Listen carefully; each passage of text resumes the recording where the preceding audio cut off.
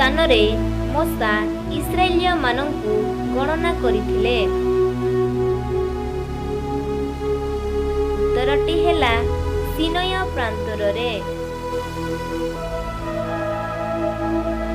କିଏ ଜ୍ଞାନୀମାନଙ୍କର ଚକ୍ଷୁ ଅନ୍ଧ କରେ? ଉତ୍ତରଟି ହେଲା ଲାଞ୍ଚ।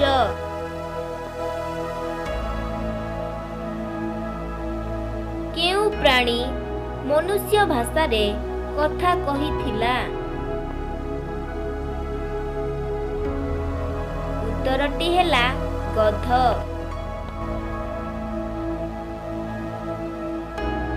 କେଉଁ ଦେଶକୁ ଦୁଗ୍ଧ ମଧୁ ପ୍ରବାହୀ ଦେଶ କୁହାଯାଏ? ଉତ୍ତରଟି ହେଲା ଇରାନ। ଇସ୍ରାଏଲୀୟମାନେ କେତେ ଥର ସଦାପ୍ରଭୁଙ୍କୁ ପରୀକ୍ଷା କରିଥିଲେ? ଉତ୍ତରଟି ହେଲା 10 ଥର।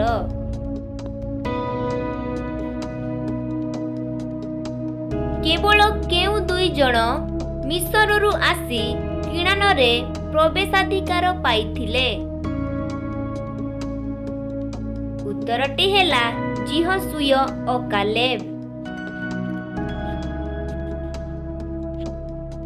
କେଉଁ ପୁସ୍ତକରେ ପ୍ରଥମେ ଆମେନ୍ ଶବ୍ଦର ବ୍ୟବହାର କରାଯାଇଛି?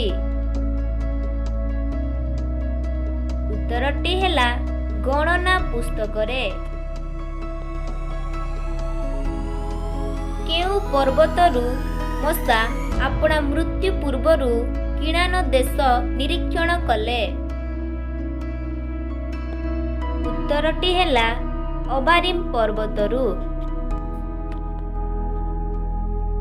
କାହାକୁ ଜର୍ଦ୍ଦନ ପାର ହୋଇ ଯିବ ନାହିଁ ବୋଲି ସଦାପ୍ରଭୁ କହିଥିଲେ? ଉତ୍ତରଟି ହେଲା ମୋଶାଙ୍କୁ। ଇସ୍ରାଏଲ ଲୋକମାନଙ୍କ ପାଇଁ ସଦାପ୍ରଭୁଙ୍କ କେଉଁ ହସ୍ତରେ ଅଗ୍ନିମୟ ବ୍ୟବସ୍ଥା ଥିଲା? ଉତ୍ତରଟି ହେଲା ଦକ୍ଷିଣ ହସ୍ତରେ। ଲେବୀୟମାନଙ୍କ କାର୍ଯ୍ୟ କ'ଣ ଥିଲା? ଉତ୍ତରଟି ହେଲା ସମାଗମ ତମ୍ବୁରେ ସେବା, ରକ୍ଷା, ପହନ ଓ ସ୍ଥାପନ। କାହାର କବର ଆଜି ପର୍ଯ୍ୟନ୍ତ କେହି ଜାଣି ନାହିଁ?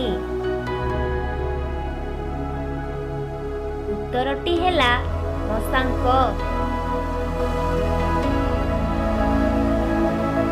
ମୋଶା କେଉଁ ଦେଶରେ ମୃତ୍ୟୁବରଣ କଲେ? ଉତ୍ତରଟି ହେଲା ମୋୟାବ ଦେଶରେ। ମୋଶାଙ୍କ ମୃତ୍ୟୁରେ ଇସ୍ରାଏଲ ଲୋକମାନେ କେତେ ଦିନ ରୋଦନ କଲେ? ଉତ୍ତରଟି ହେଲା 30 ଦିନ। ପ୍ରିୟର ବନ୍ଧୁମାନେ, ଯଦି ଏହି ଭିଡ଼ିଓଟି ଆପଣମାନଙ୍କୁ ଭଲ ଲାଗିଥାଏ ତାହେଲେ ଭିଡ଼ିଓଟିକୁ ଲାଇକ୍, ସେୟାର, କମେଣ୍ଟ କରି ଚ୍ୟାନେଲଟିକୁ ସବସ୍କ୍ରାଇବ୍ କରିବେ ଓ ପାଖରେ ଥିବା ନୋଟିଫିକେସନ୍ ବେଲ୍କୁ ଅନ୍ କରିବେ, ଯେପରି ଆମର ନୂଆ ନୂଆ ଭିଡ଼ିଓ ଗୁଡ଼ିକ ଆପଣମାନେ ପ୍ରଥମେ ଦେଖିପାରିବେ। ଧନ୍ୟବାଦ।